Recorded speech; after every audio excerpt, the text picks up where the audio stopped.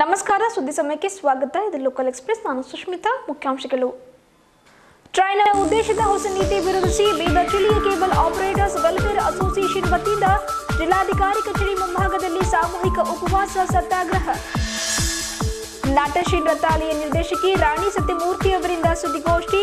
ದಿನಾಂಕ 27ರಂದು ಜಿಲ್ಲಾ ರಂಗಮಂದಿರದಲ್ಲಿ ನಡೆಯಲಿರುವ ಕಲಾ ಸಂಭ್ರಮೋತ್ಸವ ಹಾಗೂ ಪ್ರಶಸ್ತಿ ಪ್ರದಾನ ಸಮಾರಂಭ ಯಶಸ್ವಿಗಾಗಿ ಮನವಿ.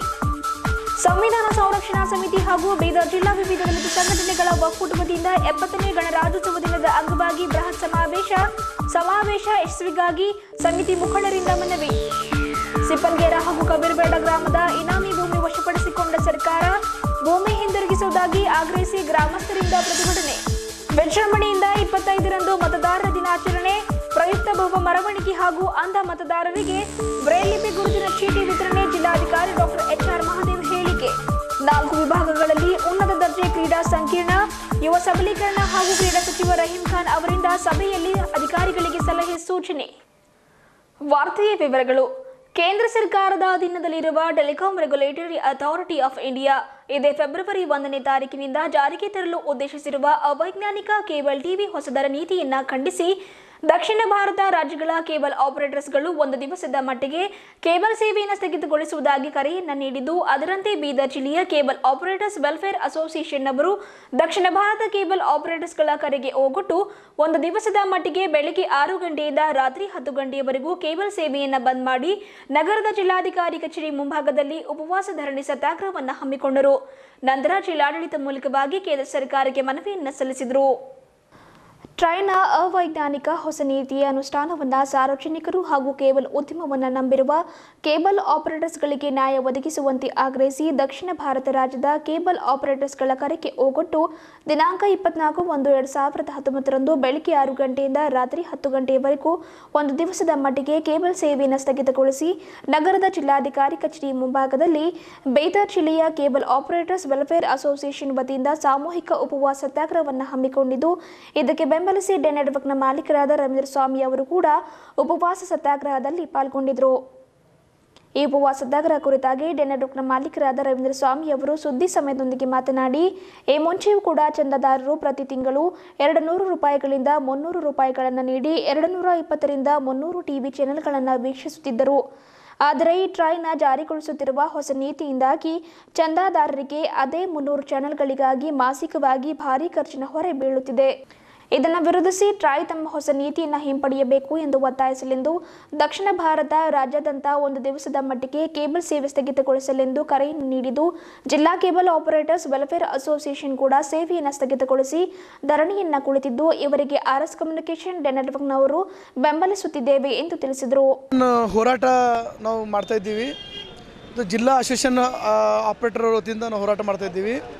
ಇದನ್ನು ಟ್ರೈ ನೀತಿ ಖಂಡಿಸಿ ಹೋರಾಟ ಮಾಡ್ತಾ ಇದ್ದೀವಿ. ಇಲ್ಲಿವರೆಗೆ ಏನು ಕೇಬಲ್ ಆಪರೇಟರ್ಸ್ ಕೇಬಲ್ ವೀಕ್ಷಕರಿದ್ದರು, ಅವರು 300 ಚಾನಲ್ ಏನಂದ್ರೆ 200-250 ರೂಪಾಯಿನ ನೋಡ್ತಿದ್ರು. ಇನ್ನು ಮುಂದೆ ಏನದಂದ್ರೆ ಟ್ರೈ ಏನು ನೀತಿ ಅನ್ವಯಿಸಿದೆ, ಆ ಅನ್ವಯಿಸಿದ ಪ್ರಕಾರ ಏನದಂದ್ರೆ ಅಷ್ಟೇ ಚಾನಲ್ ನೋಡಬೇಕಾದ್ರೆ ಅವ್ರಿಗೆ 450-500 ರೂಪಾಯಿ ಕೊಡಬೇಕಾಗ್ತದೆ. ಹಾಗಾಗಿ ಇವತ್ತಿನ ಹೋರಾಟ ಎಲ್ಲ ಕೇಬಲ್ ಆಪರೇಟರ್ಸು ಇದು ಕನ್ಸ್ಯೂಮರ್ ಕಡೆಯಿಂದ ಅಂದ್ರೆ ಏನು ವೀಕ್ಷಕರದಾರ ಅವ್ರ ಕಡೆಯಿಂದ ಮಾಡ್ತಾಯಿದ್ದಾರೆ. ಹಾಗಾಗಿ ನಾವು RS ಕಮ್ಯುನಿಕೇಷನ್ ಡೆ ನೆಟ್ವರ್ಕ್ದಿಂದ ಏನದಂದ್ರೆ ಎಲ್ಲ ಜಿಲ್ಲೆಯ ಆಪ್ರೇಟರ್ಸು ಮತ್ತು ನಾನು ಏನಂದ್ರೆ ಅವ್ರಿಗೆ ಬೆಂಬಲ ಸೂಚಿಸಿವಿ.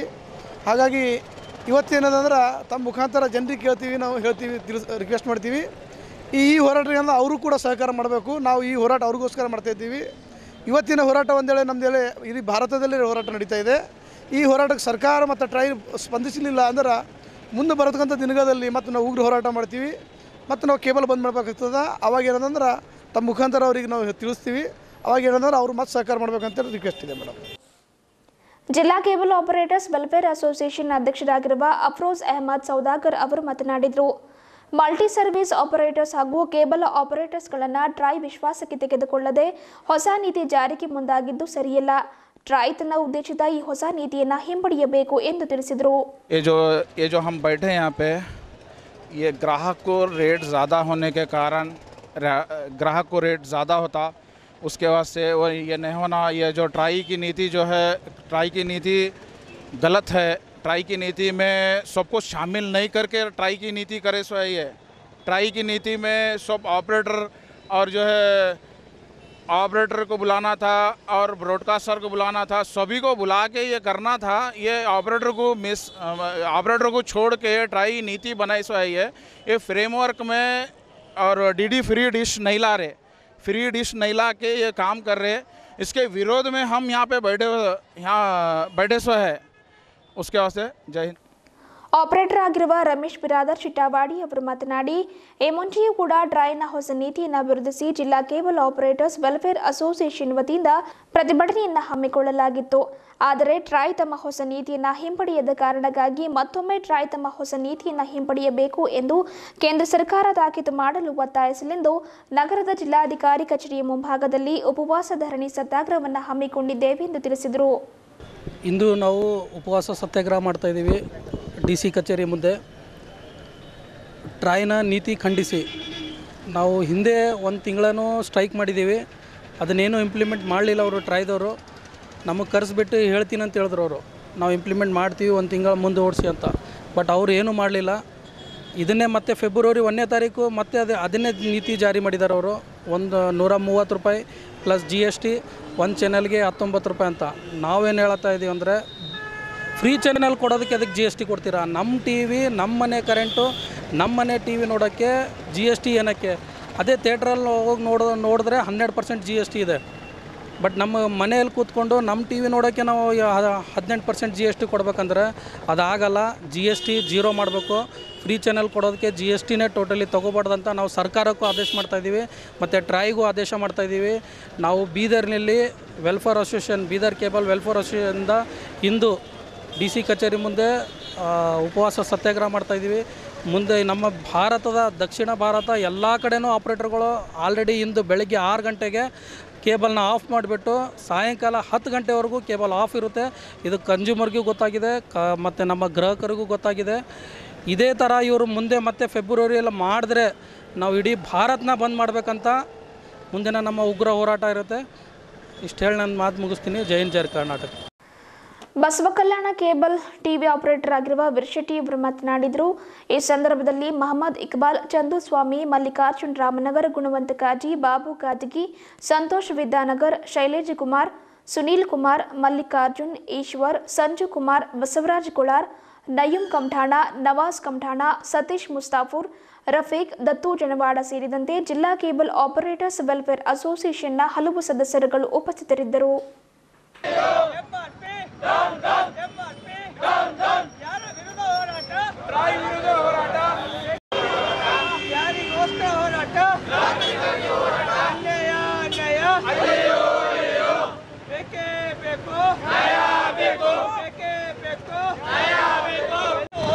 ಯಾತಕ್ಕಾಗಿ ತಿಳ್ಕೊಳ್ಳಿ. ಮೊದಲು ಫಸ್ಟ್ ನೀವು ಬ್ರಾಡ್ಕಾಸ್ಟರ್, ಟ್ರಾಯ್ ಮತ್ತೆ ಮೊದಲು ನಮ್ಮ ಹೋರಾಟ, ಮೊದಲು ಇರುವ ಹೋರಾಟ, ಮೊದಲು ಈ ಟ್ರಾಯ್ ಬರೋದಕ್ಕಿಂತ ಮೊದಲು ಹೋರಾಟ 350 ನಡೆಯುತ್ತಿರುವಂತ. ಅವಾಗ ನಾವು ಆ ಪೇ ಚಾನಲ್ಗೆ ಮೊದಲು 90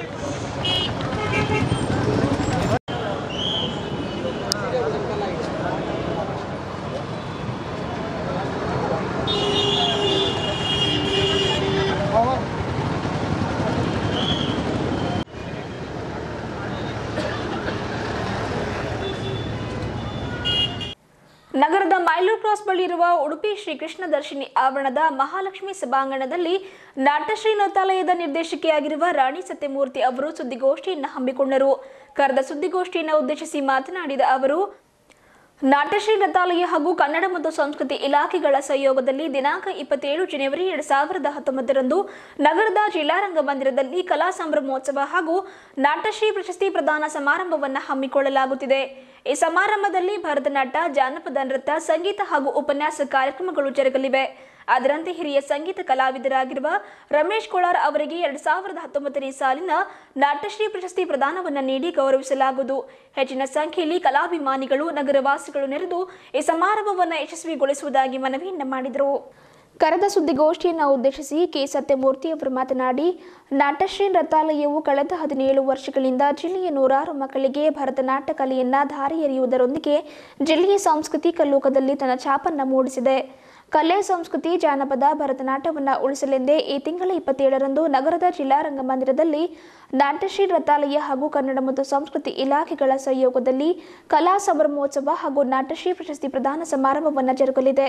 ಇದರಲ್ಲಿ ಭರತನಾಟ್ಯ, ಜಾನಪದ ನೃತ್ಯ, ಸಂಗೀತ ಹಾಗೂ ಉಪನ್ಯಾಸ ಕಾರ್ಯಕ್ರಮಗಳು ಜರುಗಲಿವೆ. ಅದರಂತೆ ಇದೇ ವೇಳೆಯಲ್ಲಿ ಹಿರಿಯ ಸಂಗೀತ ಕಲಾವಿದರಾಗಿರುವ ರಮೇಶ್ ಕೋಲಾರ್ ಅವರಿಗೆ 2019ನೇ ಸಾಲಿನ ನಾಟ್ಯಶ್ರೀ ಪ್ರಶಸ್ತಿ ಪ್ರದಾನವನ್ನು ನೀಡಿ ಗೌರವಿಸಲಾಗುವುದು. ಹಾಗಾಗಿ ಹೆಚ್ಚಿನ ಸಂಖ್ಯೆಯಲ್ಲಿ ಕಲಾ ಅಭಿಮಾನಿಗಳು ನೆರೆದು ಸಮಾರಂಭವನ್ನು ಯಶಸ್ವಿಗೊಳಿಸುವುದಾಗಿ ಮನವಿಯನ್ನು ಮಾಡಿದರು. ಬೀದರ್ನ ಆತ್ಮೀಯ ಕಲಾಭಿಮಾನಿಗಳಲ್ಲಿ ನಾಟ್ಯಶ್ರೀ ನೃತ್ಯಾಲಯದ ವತಿಯಿಂದ ಹೃತ್ಪೂರ್ವಕವಾಗಿ ಮನವಿಯನ್ನು ಮಾಡಿಕೊಳ್ತಾ ಇದ್ದೀವಿ.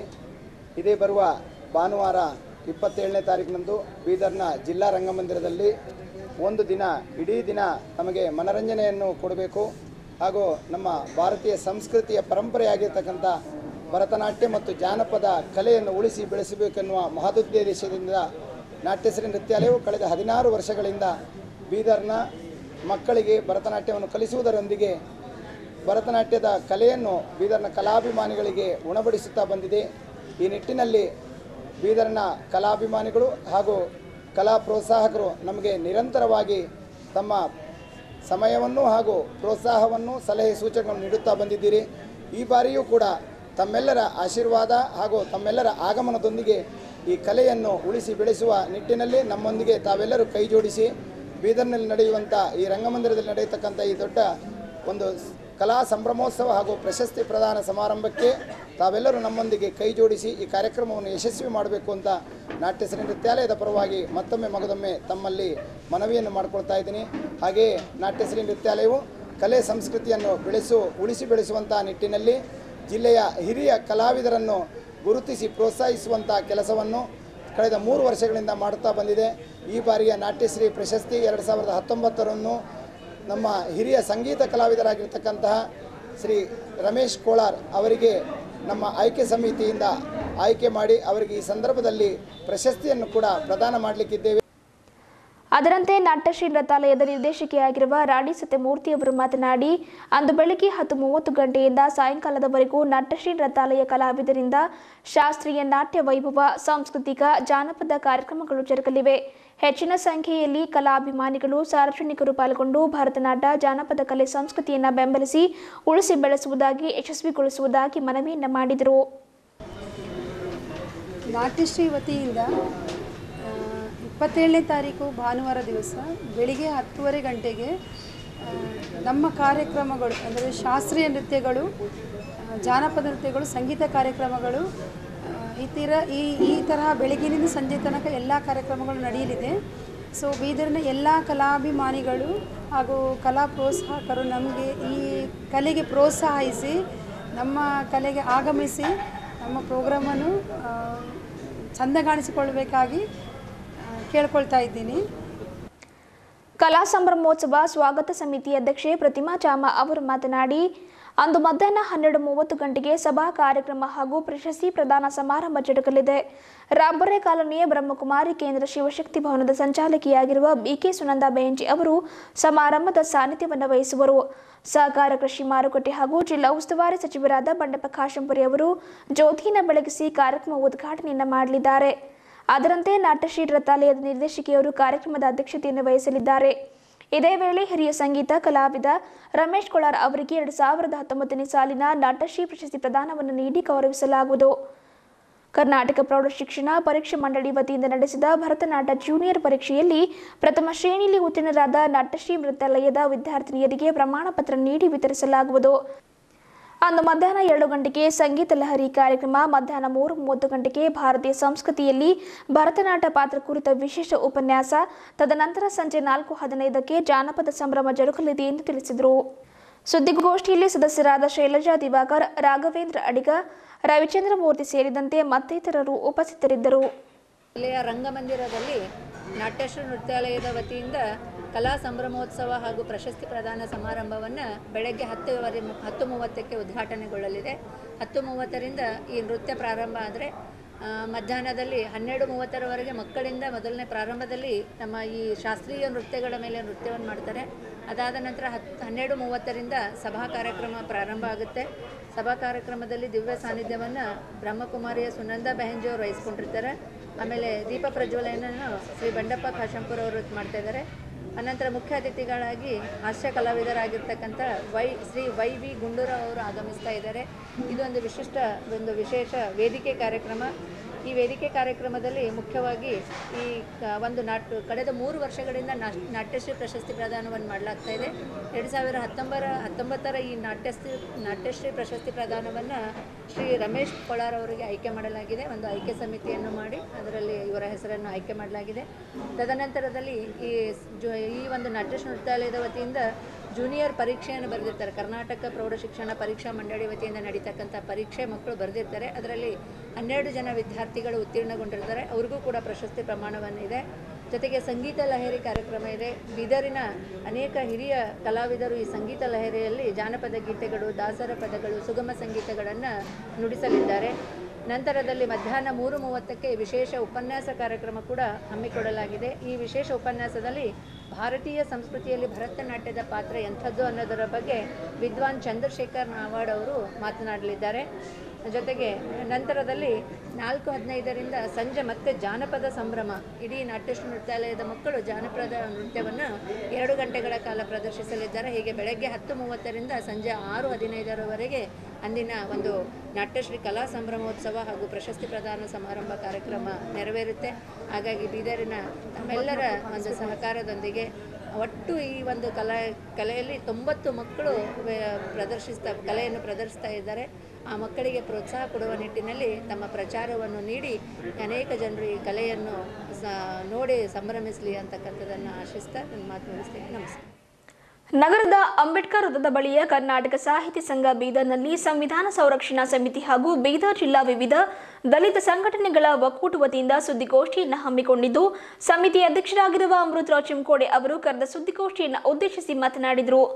ಪ್ರತಿಯೊಬ್ಬ ಭಾರತೀಯರು ತಮ್ಮ ದೇಶದ ಬಗ್ಗೆ ಚಿಂತಿಸಿ ಸಂವಿಧಾನ ರಚನೆಯಲ್ಲಿ ಅಳವಡಿಸಿ ಇರುವ ಹಕ್ಕುಗಳು ಮತ್ತು ಕರ್ತವ್ಯಗಳನ್ನು ಜಾಗೃತಿಯನ್ನಗೊಳಿಸಲೆಂದು ಸಮಿತಿ ವತಿಯಿಂದ ದಿನಾಂಕ 26 ಜನವರಿ 2019ರಂದು ನಗರದ ಅಂಬೇಡ್ಕರ್ ವೃತ್ತದ ಬಳಿ ಸಂವಿಧಾನ ಸಂರಕ್ಷಿಸಿ ಪ್ರಜಾಪ್ರಭುತ್ವ ಉಳಿಸಿ ಎಂಬ ಬೃಹತ್ ಸಮಾವೇಶವನ್ನು ಮಧ್ಯಾಹ್ನ 3 ಗಂಟೆಯಿಂದ ಆಯೋಜನೆ ಮಾಡಿದ್ದು, ಜಿಲ್ಲೆಯ ಹಲವು ದಲಿತ, ಲಿಂಗಾಯತ, ಮರಾಠ, ಹಿಂದುಳಿದ, ಅಲ್ಪಸಂಖ್ಯಾತ, ಕ್ರೈಸ್ತ, ಮುಸ್ಲಿಂ ಬಾಂಧವರು, ಪ್ರಗತಿಪರ ಹಿತಚಿಂತಕರು, ಯುವತಿಯರು, ಮಕ್ಕಳು ನೆರೆದು ಕಾರ್ಯಕ್ರಮವನ್ನು ಯಶಸ್ವಿಗೊಳಿಸುವುದಾಗಿ ಮನವಿಯನ್ನು ಮಾಡಿದರು.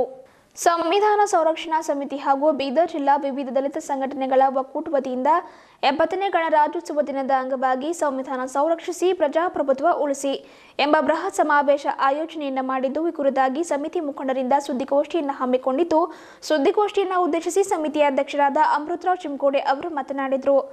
ಅಂದಿನ ದಿವಸ ಸುಮಾರು 200 ಜನರನ್ನು ಸೇರಿಸಿ 2 ತಾಸುಗಳ ಕಾಲ ಆದರೂ ಸಣ್ಣವರಿಂದ ಹಿರಿಯರವರೆಗೂ ಸಮಾಜದಲ್ಲಿ ಅವರ ಕರ್ತವ್ಯ ಏನು, ಸಮಾಜದಲ್ಲಿ ಶಾಂತಿ ಸೌಹಾರ್ದತೆ ಹೇಗೆ ಕಾಪಾಡಬೇಕು ಹಾಗೂ ಸಂವಿಧಾನ ರಚನೆಯಲ್ಲಿ ಅಳವಡಿಸುತ್ತಿರುವ ಹಕ್ಕುಗಳ ಮತ್ತು ಕರ್ತವ್ಯಗಳ ಅರಿವು ಮೂಡಿಸುವುದು ಈ ಸಮಾವೇಶದ ಉದ್ದೇಶವಾಗಿದೆ ಎಂದು ತಿಳಿಸಿದರು. ಸಂವಿಧಾನದ ಮೂಲಕ ಚುನಾವಣೆಯಲ್ಲಿ ಆರಿಸಿ ಬಂದಿರತಕ್ಕಂಥ ಜನ ಈ ಸಂವಿಧಾನವನ್ನು ಬದಲಾಯಿಸ್ತೀವಿ. ಸನ್ಮಾನ್ಯ ಅನಂತಕುಮಾರ್ ಹೆಗಡೆ ಸಾಹೇಬರಂಥವರು ಕೇಂದ್ರ ಸಚಿವರುಗಳು ಸಂವಿಧಾನವನ್ನು ಬದಲಾಯಿಸ್ತೀವಿ. ಸಂವಿಧಾನ ಬದಲಾಯಿಸಲಿಕ್ಕೆ ನಾವು ಹುಟ್ಟಿರ್ತಕ್ಕಂಥದ್ದು. ಹಾಗೇನರ ಅರ್ಜಿ ಹಾಕಿ ಹುಟ್ಟಬೇಕಂತ ನಾವು ಯಾರ ಲೆಕ್ಕ ಹಾಕಿದ್ರೆ ನಾವು ಎಲ್ಲರೂ ಹುಟ್ಟಬೇಕಂತ ಅರ್ಜಿ ಹಾಕ್ಬೋದಾಗಿತ್ತು. ಹುಟ್ಟಲಕ್ಕ ಸ್ವಾಭಾವಿಕ ಹುಟ್ಟಿದ್ವಿ. ವ್ಯತ್ಯಾಸಗಳೇನಿದೆ ಸರಿಪಡಿಸ್ಬೋದೇ ವಿನಃ ಸಂವಿಧಾನ ಬದಲಾಯಿಸಲಿಕ್ಕೆ ಹುಟ್ಟಿದ್ದೀವಿ ಅನ್ನತಕ್ಕಂಥದ್ದು ಇದು ಅವರ ಹಕ್ಕೂ ಅಲ್ಲ, ಕರ್ತವ್ಯನೂ ಅಲ್ಲ. ಸಂವಿಧಾನ ಸುಡ್ತಕ್ಕಂಥ ಕೆಲಸ, ತಿದ್ದುಪಡಿ ಏನಾದರೂ ಮಾಡ್ಕೊಳ್ಳೋಣ, ಎಲ್ಲಿ ವ್ಯತ್ಯಾಸ ಆಗಿದೆ ಅದಕ್ಕೆ ಸರಿಪಡಿಸಿ. ಯಾಕೆ ಮನೆಗೆ ಬಾಗಿಲ ಕೂಡ್ಸಪ್ಪರಿ ರಂಧ ಹೊಡೆದು ಡೋರ್ ಕೂಡಿಸ್ತೀವೋ ಆ ಡೋರ್ ಮುರಿದಾಕ್ತೀವಂತಲ್ಲ, ತಿದ್ದುಪಡಿ ಮಾಡ್ಬೋದೇ ವಿನಃ ಈ ಸಂವಿಧಾನ ಸುಟ್ಟಾಕ್ತೀವಿ ಅಂದ್ರೆ ಏನು ಸುಟ್ಟಿದ್ವಿ ಅರ್ಥ ಇರಲಾರ್ದಂತ. ಅದು ಅವರ ಕರ್ತವ್ಯ ಅಲ್ಲ. ಸುಟ್ಟೋರಿಗೆ ಸುಮ್ಮನೆ ಬಿಡ್ತಕ್ಕಂಥವ್ರು ಅಧಿಕಾರಿಗಳ ಕರ್ತವ್ಯ ಅಲ್ಲ, ಪ್ರಚೋದನೆ ಕೊಡ್ತಕ್ಕಂಥವ್ರು ಕರ್ತವ್ಯ ಅಲ್ಲ. ಅದಕ್ಕಾಗಿ ನಾವು ಈ ವಿಷಯದ ಬಗ್ಗೆ ಸಂವಿಧಾನ ಸುಟ್ಟಾಗಿನ ಕಾರ್ಯಕ್ರಮ 27ನೇ ಸೆಪ್ಟೆಂಬರ್ಗೂ ಮಾಡಿ ಅವೇರ್ನೆಸ್ ಪ್ರೋಗ್ರಾಮ್, ತಿಳುವಳಿಕೆ ಕೊಡ್ತಕ್ಕಂಥ ಕಾರ್ಯಕ್ರಮ, ಬುದ್ಧಿಜೀವಿಗಳ ಮುಖಾಂತರ ಸಾವಿರಾರು ಜನ ಸೇರಿಸಿ ಸಂವಿಧಾನ ಅಂದ್ರೆ ಏನು, ಹಕ್ಕಂದ್ರೆ ಏನು, ಪ್ರಜೆಗಳಂದ್ರೆ ಏನು, ಈ ಹಕ್ಕಿನ ಬಗ್ಗೆ ಕರ್ತವ್ಯ ಬಗ್ಗೆ ತಿಳಿಸ್ತಕ್ಕಂಥ ಕಾರ್ಯಕ್ರಮ ನಮ್ಮ ಸಂವಿಧಾನ ಸಂರಕ್ಷಣೆ ಕಾರ್ಯಕ್ರಮ. ಸಣ್ಣ ಕಾರ್ಯಕ್ರಮ ಮಾಡ್ತಾಯಿದ್ದೀವಿ. ಮಕ್ಕಳದಾರರು ಹೇಳಿದರು, ಒಂದು 200 ಜನರಿಗೆ ಒಂದು 3 ತಾಸು ಮಕ್ಕಳು ಹಿಡ್ಕೊಂಡು ಬುದ್ಧಿಜೀವಿಗಳು ಇರ್ತಕ್ಕಂಥ ನಿಮ್ಮ ಕರ್ತವ್ಯಗಳು ಏನಪ್ಪ ಸಂದರ್ಭದಲ್ಲಿ, ಸಮಾಜದಲ್ಲಿ ಶಾಂತಿ ಹೆಂಗೆ ಕಾಪಾಡಬೇಕು, ಸೌಹಾರ್ದತೆ ಹೆಂಗೆ ಕಾಪಾಡಬೇಕು ಅನ್ನೋ ಸೂತ್ರದಲ್ಲಿ ಒಳ್ಳೆಯ ಒಂದು ಸೆಮಿನಾರ್ ಮಾಡಿ ಅವರಿಗೆ ಕರ್ತವ್ಯದ ಬಗ್ಗೆ ತಿಳಿಸ್ತಕ್ಕಂಥದ್ದು. ಹಕ್ಕದ ಅಂದ ತಕ್ಷಣ ಏನು ಬೇಕಾದ್ರೆ ಮಾಡಲಿಕ್ಕಾಗಲ್ಲ. ಹಕ್ಕದಂತ ನಡು ರೋಡಿನ ಮೇಲೆ ಮಕ್ಕಳಕ್ಕಾಗ್ತದೆ, ಸ್ವಾತಂತ್ರ್ಯ ಬಂದಿರಬೇಕು. ನಾವು ಹೋಗ್ತಕ್ಕಂಥ ರೂಟ್ ಎಡಗೈ ಕಡೆ ಹೋಗಬೇಕು.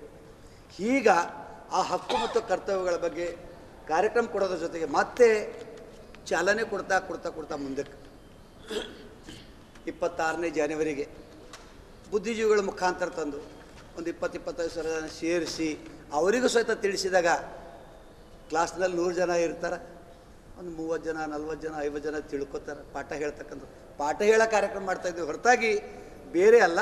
ಸಂವಿಧಾನದ ಬಗ್ಗೆ, ಸಂವಿಧಾನದ ಹಕ್ಕುಗಳು ಅದಾವು ನೋಡ್ರಿ.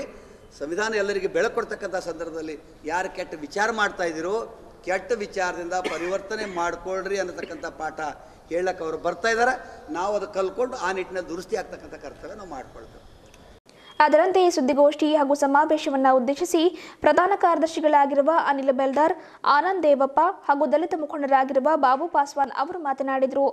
ಸುದ್ದಿಗೋಷ್ಠಿಯಲ್ಲಿ ಇರ್ಷಾದ್ ಪೆಹಲ್ವಾನ್, ಬಂಜಾರ ಸಮಾಜದ ಮುಖಂಡರಾದ ಗೋವರ್ಧನ್ ರಾಠೋಡ್, ಮಾದಿಕ ಸಮಾಜದ ದಯಾನಂದ ಸಿರಸಿ, ರಮೇಶ್ ಕಟ್ಟಿತೂಗ, ಪಂಡಿತ್ ರಾವ್ ಚಿದ್ರಿ, ಜಾನ್ ವೆಸಲಿ, ಕರಕನಹಳ್ಳಿ ಸುಬ್ಬಣ್ಣ, ಶಾಲಿವಾನ್ ಬಡಿಗೇರ್, ರಮೇಶ್ ಗೋರ್ನಾಳ್ಕರ್, ಎಂಪಿ ಮುದಾಳೆ, ಬಾಬುರಾವ್ ಮಿಠಾರೆ, ದತ್ತು ಸೂರ್ಯವಂಶಿ ಸೇರಿದಂತೆ ಸಮಿತಿಯ ಹಲವು ಗಣ್ಯರು, ಮುಖಂಡರು, ದಲಿತ ಮುಖಂಡರು ಉಪಸ್ಥಿತರಿದ್ದರು.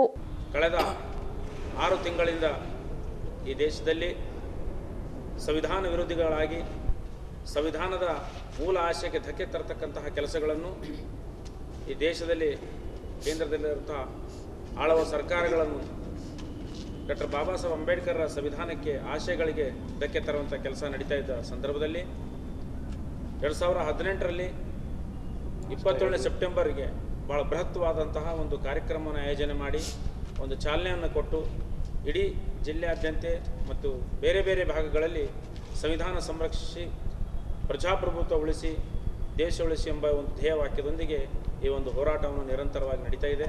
ಅದಕ್ಕೆ ಅದರ ಮುಂದುವರೆದ ಭಾಗವಾಗಿ ಈಗ ಮೊನ್ನೆ ಆಣದೂರಿನಲ್ಲಿ ಸಂವಿಧಾನ ಉಳಿಸಿ ಪ್ರಜಾಪ್ರಭುತ್ವ ಉಳಿಸಿ ಅಂತ ಹೇಳಿ ಒಂದು ವಿವಿಧ ಎಲ್ಲ ಧರ್ಮದ ಯುವಕರನ್ನು ಕರೆಸಿ ಒಂದು ದಿವಸದ ಅಧ್ಯಯನ ಶಿಬಿರವನ್ನು ಈಗಾಗಲೇ ಮಾಡಲಾಗಿದೆ.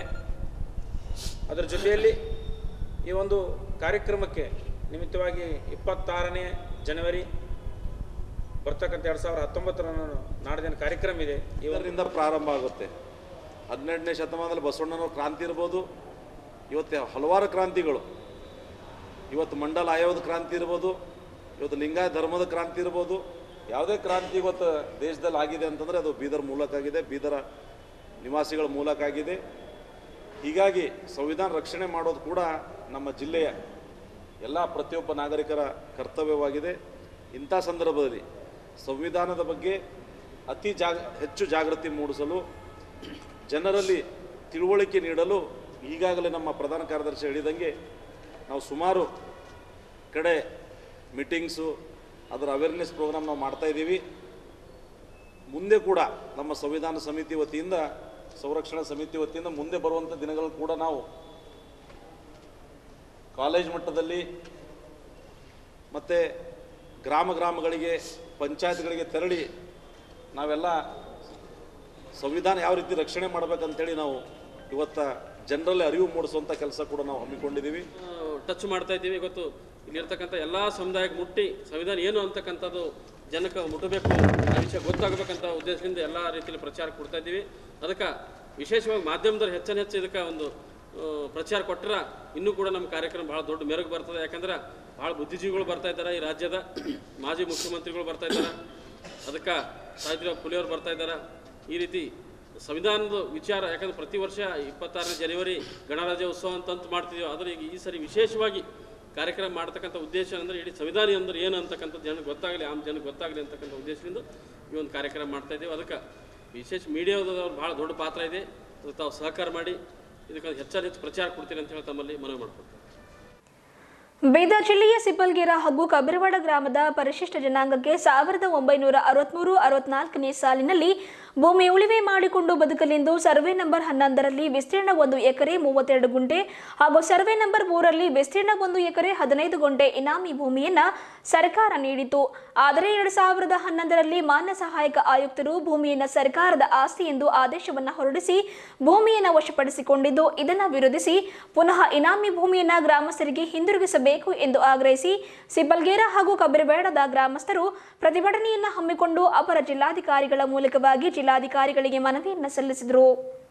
ಜಿಲ್ಲೆಯ ಸಿಪ್ಪಲ್ಗೇರಾ ಹಾಗೂ ಕಬ್ಬಿರವಾಡ ಗ್ರಾಮದ ಸರ್ವೆ ನಂಬರ್ 3 ಮತ್ತು 11ರಲ್ಲಿ ಪರಿಶಿಷ್ಟ ಜಾತಿ ಜನಾಂಗದವರಿಗೆ ಸೇರಿದ ಭೂಮಿಯನ್ನು ಪುನಃ ಆ ಗ್ರಾಮಸ್ಥರಿಗೆ ಹಿಂದಿರುಗಿಸಬೇಕು ಎಂದು ಆಗ್ರಹಿಸಿ ಸಿಪ್ಪಲ್ಗೇರಾ ಮತ್ತು ಕಬ್ಬಿರಬೇಡ ಗ್ರಾಮಸ್ಥರು ತಮ್ಮ ಹಿರಿಯರ ಇನಾಮಿ ಭೂಮಿಗಾಗಿ ಪ್ರತಿಭಟನೆಯನ್ನು ಹಮ್ಮಿಕೊಂಡು ಜಿಲ್ಲಾಧಿಕಾರಿಗಳಿಗೆ ಮನವಿಯನ್ನು ಸಲ್ಲಿಸಿದರು. ಈ ಕುರಿತಾಗಿ ಮುಖಂಡರಾದ ರಾಜ್ಕುಮಾರ್ ಮೂಲ್ಭಾರತಿ ಅವರು ಮಾತನಾಡಿದರು. ಬೀದರ್ ಜಿಲ್ಲೆಯ ಸಿಪ್ಪಲ್ಗೇರಾ ಮತ್ತು ಕಬ್ಬಿರವಾಡ ಗ್ರಾಮದಲ್ಲಿ 1963-64 ಇಸವಿಯಲ್ಲಿ ಸರ್ಕಾರವು ಗ್ರಾಮಸ್ಥರಿಗೆ ಭೂಮಿ ಉಳಿವೆ ಮಾಡಿಕೊಂಡು ಬದುಕಲೆಂದು ಭೂಮಿಯನ್ನು ನೀಡಿದರು.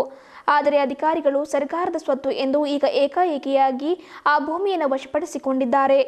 ಬೀದರ್ ಜನತೆಯ ಪರಿಶಿಷ್ಟ ಜನಾಂಗದವರಿಗೆ ಸಿಪ್ಪಲ್ಗೇರಾ ಮತ್ತು ಕಬ್ಬಿರವಾಡ ಗ್ರಾಮದಲ್ಲಿ ಸ್ಮಶಾನ ಭೂಮಿಯನ್ನು ನೀಡುತ್ತಿದ್ದಾರೆ. ಇದು ಸರಿಯಲ್ಲ. ನಮ್ಮ ಗ್ರಾಮಸ್ಥರಿಗೆ ಉಳಿಲಿಕ್ಕೆ ಭೂಮಿಯಿಲ್ಲ, ಅಂತಹದರಲ್ಲಿ ಬೇರೆಯವರಿಗೆ ಸರ್ಕಾರ ಸ್ಮಶಾನ ಭೂಮಿಯನ್ನು ನೀಡುತ್ತಿರುವುದು ಖಂಡನೀಯ ಎಂದು ತಿಳಿಸಿದರು. ಸರ್, ಇದೇ ಬೀದರ್ ಜಿಲ್ಲೆಗೆ ಸೀಟಿಗೆ ಹತ್ತೆ ಏನು ಸಿಪ್ಪಲ್ಗೇರಾ ಕಬ್ಬಿರವಾಡ ಅಂತೇಳಿ ಗ್ರಾಮ, ಒಂದೇ ಗ್ರಾಮ, ಅವು 2 ಹೆಸರುಗಳನ್ನು ಪಡ್ಕೊಂಡಿವೆ. ಆ ಗ್ರಾಮಕ್ಕೆ ಸುಮಾರು ವರ್ಷದಿಂದ 1963ರಿಂದ ಆ ಭೂಮಿಯನ್ನು ನಮ್ಮ ಜನರಿಗೆ ಸರ್ಕಾರ ಕೊಟ್ಟಿತ್ತು. ಆ ಸರ್ಕಾರ ಕೊಟ್ಟಾಗ ಏನಾಯಿತು, ಸ್ವಲ್ಪ ಅಣ್ಣತಂಬರು ಸ್ವಲ್ಪ ಗೊಂದಲದಲ್ಲಿ ಒಂದು ಅರ್ಜಿ ಬರ್ತಿಗೆ ಜಿಲ್ಲಾಧಿಕಾರಿಗಳು ಹಿಂದಕ್ಕಿನ ನಮ್ಮ ಅಧಿಕಾರಿಗಳೆಲ್ಲ ಅದು ರದ್ದುಪಡಿಸಿ ಸರ್ಕಾರ ಸತ್ತು ಭೂಮಿ ಅಂತೇಳಿ ಮಾಡ್ಕೊಂಡಿದೆ. ಮತ್ತು ಇನ್ನೂ ಇತರ ಭೂಮಿ, ಶಂಶಾನ ಭೂಮಿ, ಅದು ಬೀದರ್ ಸಿಟಿ ಜನರಿಗೆ ಅಲ್ಲಿ ಕೊಡ್ತಾ ಇದೆ. ಅಲ್ಲಿನ ಜನರಿಗೆ ಭೂಮಿ ಸಿಗ್ತಾ ಇಲ್ಲ. ಹಂಗಾಗಿ ಅದಕ್ಕೆ ನಮ್ಮ ಭೂಮಿ, ನಮ್ಮ ಜನರಿಗೆ ಭೂಮಿ ಭೂಮಿ ಮೇಲೆ ಈ ಜನ ಅವಲಂಬಿತರಾಗಿದ್ದು. ಹಾಗಾಗಿ ಭೂಮಿಯನ್ನು ಅವರಿಗೆ ನಾವು ಪುನಃ ನಾವೇನದಂದ್ರೆ ಹಿಂದಾಗಿಂದು ಪುನಃ ಅವ್ರ ಭೂಮಿ ಅವ್ರಿಗೆ ಕೊಡಬೇಕಂತೇಳಿ ಇವತ್ತಿನ ದಿನ ನಾವು ಒತ್ತಾಯ ಮಾಡ್ತಾ ಇದ್ದೇವೆ. ಗ್ರಾಮದ ವಯಸ್ಕರಾಗಿರುವ ಚಂದ್ರಮ್ಮ ಅವರು ಮಾತನಾಡಿ, ಸತತ 100 ವರ್ಷಗಳಿಂದ ಗ್ರಾಮದಲ್ಲಿ ಹಿರಿಯರ ಇನಾಮಿ ಭೂಮಿಯಲ್ಲಿ ವಾಸವನ್ನು ಮಾಡುತ್ತಿದ್ದೇವೆ. ನಮ್ಮ ಹಿರಿಯರೆಲ್ಲ ಮರಣ ಹೊಂದಿದ್ದಾರೆ. ಆದರೆ ಈಗ ಏಕಾಏಕಿಯಾಗಿ ಸರ್ಕಾರದ ಅಧಿಕಾರಿಗಳು ಬಂದು ನಮ್ಮ ಸ್ವತ್ತು ಎಂದು ಭೂಮಿಯನ್ನು ವಶಪಡಿಸಿಕೊಂಡಿದ್ದಾರೆ. ಕೇಳಲಿಕ್ಕೆ ಹೋದರೆ ಅಧಿಕಾರಿಗಳು ಹೆದರಿಸುತ್ತಿದ್ದಾರೆ ಎಂದು ತಿಳಿಸಿದರು. ಸಾಬರೇ, ನಾವು ಬಂದಿದ್ದೇವೆ ಭೂಮಿ ಸಲುವಾಗಿ. ನಮ್ಮಲ್ಲಿ ಮತ್ತೆ 100 ವರ್ಷ ಆಯ್ತು ಆ ಭೂಮಿ ಗೆದ್ದು. ನಮ್ಮ ಹಿರುಗಳೆಲ್ಲ ಸತ್ತು ಬಿಟ್ಟಾರ, ಕಲ್ಲು ಹೂಳ್ಯಾರ. ನಾವು ಮಾಡ್ಕೊಂಡಿಲ್ಲ. ನಾವು ಈಗ ಸಲುವಾಗಿ ನಾವು ಕೂಡ ಕಾಣಲೇವು. ನಮ್ಮ ಊರ್ದಾಗ ಸಿಪ್ಪಲ್ಗೇರಾ ಕಬ್ಬಿರವಾಡಿಗೆ ಒಂದು ಭೂಮಿನೇ ಇಲ್ಲ. ನೀವು ಸರ್ಕಾರದವ್ರು ಕೊಟ್ಟಿಲ್ಲ. ಅದ್ರ ಜಾಗ ದೇವ್ರ ಗುಡಿ ಮೇಲೆ ಅದ ಅಂತ ಹೇಳಿ ನಾವು ಹಿಡ್ಕೊಂಡು ಕುಂತಿದ್ದೆವು. ನೀವು ಬರ್ತೀರ, ನಮ್ಗೆ ಖೂನ ಇಲ್ಲ. ಇವರು ಬಂದರು ಕೈ ತುಂಬಿ ಮಾಡ್ಕೊಳತ್ತಾರೆ. ನಮ್ಮಲ್ಲಿ ಒಂದು ದುಡ್ಡಿಲ್ಲ. ಮತ್ತು ಹ್ಯಾಂಗೆ ಮಾಡ್ತೀರಿ, ಹ್ಯಾಂಗಿಲ್ಲ ಸಾಬ್ರೆ, ನಮಗೆ ನಮಸ್ಕಾರ ಮಾಡ್ತೇವೆ. ಅದ್ರ ಜಾಗ ಬಿಡೋಲ್ಲ, ನಮ್ಗೆ ಜಾಗ ಮಾಡಿಕೊಡ್ರಿ. ಈಟೈ ಮತ್ತೇನಿಲ್ಲ, ನಮಸ್ಕಾರ ಮಾಡ್ತೇವೆ ನಿಮಗೆ. ನಮ್ಮ ಹಿರುಗಳ ಸತ್ತ ನಮ್ಮ ಹೆಸರು ಮುಗಿಸ್ಬೇಡ್ರಿ. ನಮ್ಮ ಹಿರುಗಳು ಮಾಡ್ಯಾರ, ನಾ ಇದೆ ಅವ್ರ ಕಾಲಿಗೆ. ಹಿರುಗಳು ಅಂಬದು ಯಾರೂ ಇಲ್ಲ, ಎಲ್ಲ ಮುಡ್ದು ಹೋಗ್ಯಾರ. ಅಂದ್ರೆ ಈಗಿನ ಜಮಾನ ಹೀಗೆ ಬಂದವು. ಯಾಕೆ ಹೋಯ್ತು 100 ವರ್ಷ ಗಟ್ಟಿ ಮಾಡತ್ತಾರ, ಅದು ಹಾಗೆ ಓದೋದು. ಹಾಂ, ಪೇಪರ್ ಮಾಡೋರು ಯಾರು ಎಲ್ಲ ಮಾಡೋದು ಕೂಡಲೇ ಸಿಗಲ್ಲ. ನಮ್ಮದು ಅದ ಓಟು ಕರಡಿಕೆ ಅಂತಂದ್ರೆ ಈಗ ನೋಡ್ರಿ, ಅದು ಪೇಪರ್ ಮಾಡ್ಸಲತ್ತೀರಿ. ನಮ್ಮಲ್ಲಿ ಒಬ್ಬರು ಸಿಕ್ಕೋರು ನಮ್ಮಲ್ಲಿ ದುಡ್ಡು ತಿನ್ನಕ್ಕೆ ಇಲ್ಲ. ನಮ್ಗೆ ಗೌಟಣ ಕೊಟ್ಟರೆ ಕೊಟ್ಟಿಲ್ಲ, ಸಿಪ್ಪಲ್ಗೇರಾ ಕಬ್ಬಿರವಾಡ ಕೊಟ್ಟರೆ ಕೊಟ್ಟಿಲ್ಲ. ನಾವು ಎಲ್ಲಿಂದ ಮಾಡಿ ಗೌಟಣ ಬೇರೆ ಕೊಡ್ಲತ್ತೀರಿ, ನಮ್ಗೆ ಕೊಡತ್ತೀರಿ. ಯಾತ್ರ ಕಳಿದು ನಮ್ಮೂರು ಗೌಟಣ ಬೇರೆದವ್ರಿಗೆ ಯಾಕೆ ಕೊಡತ್ತೀರಿ? ನಾವು ಹಕ್ಕಿಲ್ಲ. ಯಾತ್ರ ಕಡೆ ಕೊಟ್ಟತ್ತೀರಿ. ಲಕ್ಷ್ಮಿ ಕೂಡ ಬೆಲೆ ಅದ, ಅಲ್ಲೊಂದು ಗೌಟಣೆ ಮಾಡ್ಕೊಳ್ಳೋದು ಖಾಲಿ ಹಾಕ್ತಾರ. ಇಲ್ಲಿ ಬಂದು ಇದು ಮಾಡತ್ತಾರ. ಸಿಪ್ಪಲ್ಗೇರಾ ಎಲ್ಲಿ ನಡೀತದೆ, ದೇವ್ರ ಗುಡಿ ಎಲ್ಲಿ ಕಟ್ಟಿದ್ರೆ ಅಲ್ಲಿ ಹೊಂಟಿರಿ. ನಾವು ಕಟ್ಟದ ಮೇಲೆ ಹೊಂಟಿರಿ. ಕಟ್ಟದಾಗ ಬರೋಣಿತ್ರಿ, ರೊಕ್ಕ ಸಣಿತ್ರಿ. ಯಾಕೆ ಹೊಂಟಿರಿ? ಹೊಲ ಎಲ್ಲ ಬಿತ್ಕೊತ ಹೊಂಟಿದೆವು. ಹೊಲ ಬಿತ್ತಿದೆವು, ಮಳೆ ಮಾಡಿದೆವು, ರೇಷನ್ ಮಾಡಿದೆವು, ಎಲ್ಲ ಮಾಡಿದೆವು ಸಾಬ್ರಿ. ಮತ್ತು ಇವತ್ತು ಹಿಂಗೆ ಬಗಸ್ಕೊತೀರಿ ಅಂದ್ರೆ ನೋಡ್ರಿ. ಸಿದ್ದಮ್ಮ ಅವರು ಮಾತನಾಡಿ, ಗ್ರಾಮದ ಗೈರಾಣ ಭೂಮಿಯಲ್ಲಿ ಡಾಕ್ಟರ್ ಬಾಬಾ ಸಾಹೇಬ್ ಅಂಬೇಡ್ಕರ್ ಅವರ ಭವನಕ್ಕಾಗಿ 15 ವರ್ಷಗಳಿಂದ ಭೂಮಿಯನ್ನು ಕಾಪಾಡಿಕೊಂಡು ಬಂದಿದ್ದೇವೆ. ಆದರೆ ಈಗ ಬೇರೆಯವರಿಗೆ ಸರ್ಕಾರ ಭೂಮಿ ನೀಡುತ್ತಿರುವುದು ಸರಿಯಿಲ್ಲ ಎಂದು ತಿಳಿಸಿದರು. ಸಂದರ್ಭದಲ್ಲಿ ಸಿಪ್ಪಲ್ಗೇರಾ ಕಬ್ಬಿರವಾಡ ಗ್ರಾಮದ ಹಲವು ಗಣ್ಯರು, ಮುಖಂಡರು, ವಯಸ್ಕರು, ಮಹಿಳೆಯರು, ಮಕ್ಕಳು ಉಪಸ್ಥಿತರಿದ್ದರು. ಸಿದ್ದಮ್ಮದ ಮತ್ತು ಅಲ್ಲಿ ಸಾಲಿ ಕಟ್ಲತ್ತಾರ, ಮತ್ತು ಮಕ್ಕಳಿಗೆ ಹೂಳತ್ತಾರ, ಮತ್ತು ಮಕ್ಕಳಿಗೆ ಜೀವ ಅನ್ಸ್ತವ. ಅವ್ರು ಕಸ್ಕೊಂಡಾರ, ನಮ್ಗೆ ಕೂನೆಲ್ದೇನೆ ಕಸ್ಕೊಂಡಾರ. ಅವರು ಯಾರಿಗೆ ಊರವ್ರಿಗೆ ಒಬ್ಬರಿಗೆ ಪತ್ತೆ ಇಲ್ಲ. ಬೇರೆ ಊರವ್ರಿಗೆ ತಗೊಂಡು ಮಾಡ್ಕೊಂಡಾರ. ಮತ್ತು ಅಲ್ಲ ಮಕ್ಕಳು ಶಾಲೆಗೆ ನಡೆದ್ರೆ ಅಂಜಲತ್ತಾರ. ದೆವ್ವ ಆಗದಾರ ಅಂದ್ರೆ ನಮ್ಮ ಮಕ್ಕಳಿಗೆ ಏನು ಮಾಡ್ಯಾರಿ ನಾವು? ಈ ನಮ್ಮ ಮಕ್ಕಳಿಗೆ ಶಾಲೆ ಕಳ್ಸ್ಲಾಕ, ಅಂಬೇಡ್ಕರ್ ಭವನ ಮಾಡಾಕ ನಾವೆಲ್ಲ ಉಳ್ಳಕ್ಕೆ ಸಿಗಲ್ಲ. ನಮಗೆ ಗತಿನೇ ಇಲ್ಲ. ನಮಗೆ ಅಲ್ಲಿ ಆನ್ಬಿನೇ ಮಕ್ಕಳಿಗೆ ಚಿಂದಿ ಕಾಣಿಸಲ್ಲ ಹೊಂಟವ. ಊರಾಗ ಜಾಗ ಇಲ್ಲ ನಮ್ಮ ಮಕ್ಕಳಿಗೆ ಹೂಳಕ್ಕೆ. ಎಲ್ಲ ಕಸ್ಕೊಂಡು ಬೇರೆ ಕೊಟ್ಟಾರೆ, ಬೇರೆ ಊರ್ದವ್ರಿಗೆ. ಈಗ ನಾವು ಏನು ಮಾಡ್ಬೇಕು ಹೇಳ್ರಿ ಅಂದ್ರೆ ನಮ್ಮದು ಕಬರವಾಡ ಹಾಂ ಈಗ ಏನು ಮಾಡ್ಬೇಕು ನೋಡ್ರಿ, ಏನು ಮಾಡ್ತೀರಿ ನಿಮಗೆ ಖೂನ ಹೋಟೆಲ್ ನಮಗೆ ಕೊಡ್ರಿ. ನಮ್ಮ ಮಕ್ಕಳಿಗೆ ಬಿಡಲೇವು ನಾವು, ಯಾನ್ಯಾಕಾಗಲ್ಲ ಇಲ್ಲೇ ಕೂಡ್ತೇವೆ ಖರ್ಕೆ ಬಿಡಲೇವು ನಾವು. ನಮಗೆ ಕೊಡ್ರಿ ಹಾಂ ಕೊಡ್ರಿ. ಅಲ್ಲಿ ಕುಣಿ ಮಾಡಕ್ಕೆ ಹೊಂಟಾಗ ನಮ್ಮ ಮಕ್ಕಳಿಗೆ ಕುಣಿ ಯಾಕೆ ಮಾಡ್ತೀರಪ್ಪ? ನಮ್ಮ ಮಕ್ಕಳಿಗೆ ನಮ್ಗೆ ಇರ್ಲಕ್ಕೆ ಜಾಗ ಅಲ್ವ ಅಲ್ಲಿ.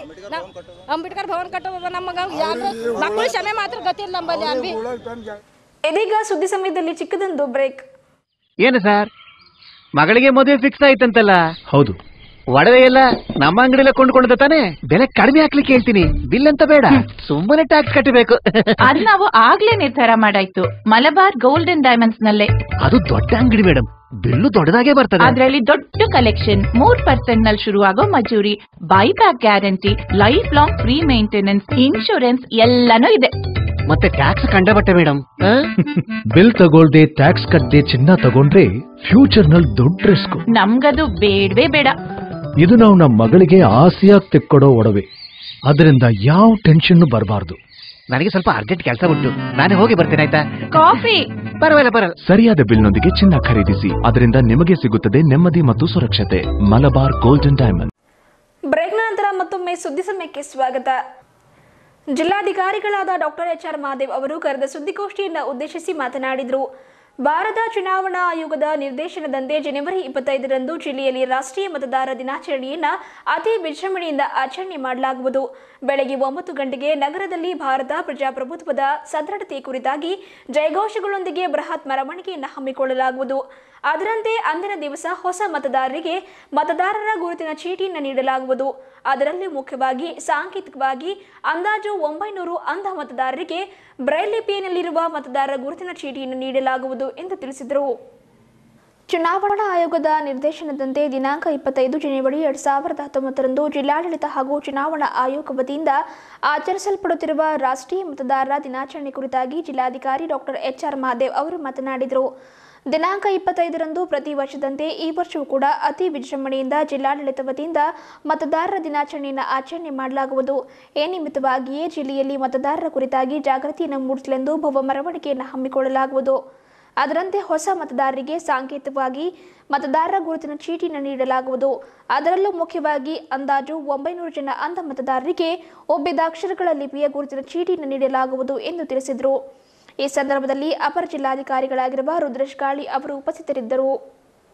ನಾವು ಪ್ರತಿ ವರ್ಷ 25 ಜನವರಿಗೆ ಮಾಡ್ತೀವಿ. ಈ ವರ್ಷ ಕೂಡ ವಿಜೃಂಭಣೆಯಿಂದ 25 ಜನವರಿಗೆ ಮತದಾರರ ದಿನಾಚರಣೆಯನ್ನು ಆಚರಿಸ್ತೇವೆ.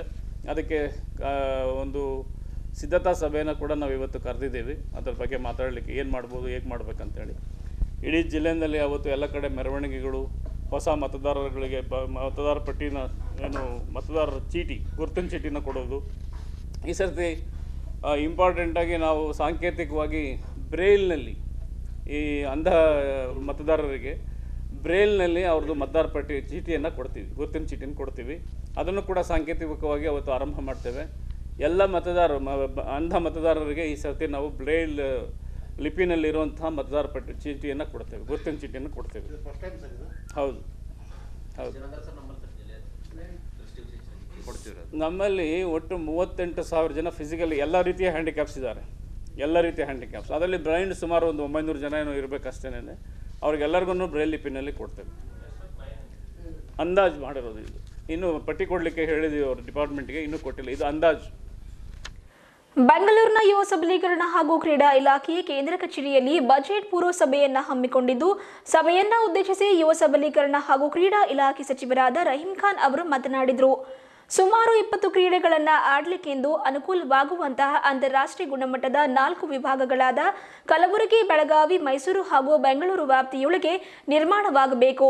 ರಾಮನಗರ, ತುಮಕೂರು, ಹಾಸನ, ಬೀದರ್ ಸೇರಿದಂತೆ 4 ಕಡೆಗಳಲ್ಲಿಯೂ ಈಗಾಗಲೇ ಅಸ್ತಿತ್ವದಲ್ಲಿ ಇರುವ ಕ್ರೀಡಾಂಗಣಗಳನ್ನು ತಲಾ 50 ಕೋಟಿ ರೂಪಾಯಿಯ ವೆಚ್ಚದಲ್ಲಿ ಮೇಲ್ದರ್ಜೆಗೇರಿಸಬೇಕು ಎಂದು ಸಚಿವರು ಅಧಿಕಾರಿಗಳಿಗೆ ಸಲಹೆ ಸೂಚನೆಗಳನ್ನು ನೀಡಿದರು. ಬೆಂಗಳೂರಿನ ಯುವ ಸಬಲೀಕರಣ ಹಾಗೂ ಕ್ರೀಡಾ ಇಲಾಖೆಯ ಕೇಂದ್ರ ಕಚೇರಿಯಲ್ಲಿ ಇಲಾಖೆಯ ಬಜೆಟ್ ಪೂರ್ವ ಸಭೆಯ ಅಧ್ಯಕ್ಷತೆಯನ್ನು ವಹಿಸಿ ಕ್ರೀಡಾ ಸಚಿವರಾಗಿರುವ ರಹೀಂ ಖಾನ್ ಅವರು ಮಾತನಾಡಿದರು. ಖೇಲೋ ಇಂಡಿಯಾ ಸ್ಪರ್ಧೆಯಲ್ಲಿ ಗೆದ್ದಂತಹ ಕ್ರೀಡಾಪಟುಗಳಿಗೆ ನಗದು ಪುರಸ್ಕಾರವನ್ನು ಕೊಡಲು ಹಾಗೂ ಈ ವರ್ಷದಿಂದ ಪ್ರತಿ ವಿಧಾನಸಭಾ ಕ್ಷೇತ್ರದಲ್ಲಿ ತಲಾ 20 ಲಕ್ಷ ರೂಪಾಯಿ ವೆಚ್ಚದಲ್ಲಿ ಮಾದರಿ ಯುವಕ ಸಂಘ ಕಟ್ಟಡವನ್ನು ಕಟ್ಟಲು ಮತ್ತು ಪ್ರಸಕ್ತ ವರ್ಷದಲ್ಲಿಯೇ 13 ರಿಂದ 15 ವರ್ಷದೊಳಗಿನ ಚಿಕ್ಕ ಮಕ್ಕಳಿಗೆ ಮಿನಿ ಒಲಿಂಪಿಕ್ ಏರ್ಪಡಿಸುವುದಕ್ಕೆ ಸಂಬಂಧಿಸಿದಂತೆ ಮುಖ್ಯಮಂತ್ರಿಗಳಿಗೆ ತಾವು ಪ್ರಸ್ತಾವನೆಯನ್ನು ಸಲ್ಲಿಸಿರುವುದಾಗಿ ತಿಳಿಸಿದರು. ಇಲಾಖೆ ಯೋಜನೆಗಳನ್ನು ಹಾಗೂ ಕಾರ್ಯಕ್ರಮಗಳನ್ನು ಅನುಷ್ಠಾನಗೊಳಿಸುವುದಕ್ಕೆ ಸಂಬಂಧಿಸಿದಂತೆ ಅನುದಾನ ಹಂಚಿಕೆ ವಿತರಣೆ ಹಾಗೂ ವೆಚ್ಚದ ಬಗ್ಗೆ ಬಜೆಟ್ ಪೂರ್ವ ಸಭೆಯಲ್ಲಿ ಸುದೀರ್ಘ ಚರ್ಚೆಯನ್ನು ಮಾಡಲಾಯಿತು. ಈ ಸಭೆಯಲ್ಲಿ ಇಲಾಖೆಯ ಆಯುಕ್ತ ಕೆ. ಶ್ರೀನಿವಾಸ್, ಜಂಟಿ ನಿರ್ದೇಶಕ ಎಂಎಸ್ ರಮೇಶ್, ಸುಭಾಷ್ ಚಂದ್ರ, ಉಪನಿರ್ದೇಶಕ ಬಸವರಾಜ್ ಹಡಪತ್ ಹಾಗೂ ಇತರರು ಉಪಸ್ಥಿತರಿದ್ದರು. ಇದುವರೆಗೂ ಸುದ್ದಿ ಕೊಟ್ಟಿರುವ ನಾನು ಸುಷ್ಮಿತಾ. ಮತ್ತೆ ಮುಂದಿನ ಸುದ್ದಿಯೊಂದಿಗೆ ಭೇಟಿಯಾಗೋಣ. ವಂದನೆಗಳು.